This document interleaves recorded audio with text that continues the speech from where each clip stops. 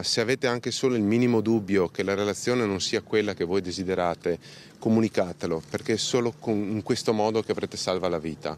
L'accurato appello di Gino Cecchettini il giorno dopo il ritrovamento del corpo della figlia Giulia ha avuto un eco imponente in tutte le città. Raddoppiate le chiamate nei centri antiviolenza di genitori preoccupati per le proprie figlie. In una settimana, ci ha spiegato la presidente di Telefono Rosa Stella Di Bartolo, siamo stati presi d'assalto dalle telefonate. Famiglie che chiedono informazioni, aiuto, sostegno, che chiedono se determinati atteggiamenti possano essere pericolosi, se ci sono segnali a cui prestare maggiore attenzione.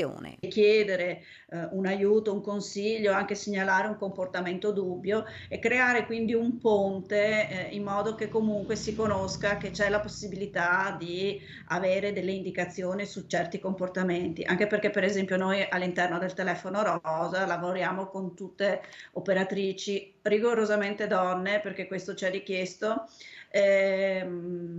estremamente competenti e preparate. A livello nazionale le richieste d'aiuto al 1522, il numero gratuito per le richieste di aiuto e sostegno alle vittime di violenza e stalking, promosso dalla Presidenza del Consiglio dei Ministri. Dalle 200 telefonate quotidiane si è arrivati alle 400, con picchi tra 400 e 500, se si considerano anche quelle fatte con chat e app. Intanto i dati raccolti lo scorso anno sono preoccupanti. Per il 2022, perché ancora per il 2023 i dati completi non li abbiamo.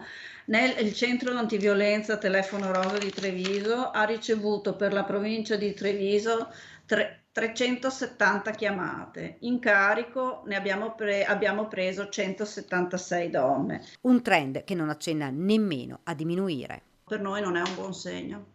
Bisogna lavorare tanto non solo in vista del 25 novembre o dell'8 marzo, ma sempre, tutti i giorni, e accorgersi delle cose che ci stanno intorno. Se anche qualcuno ha il sospetto che una donna ha bisogno, gli tenda una mano, perché non parlo di colpa, ma di assunzione di responsabilità, è sociale a questo punto.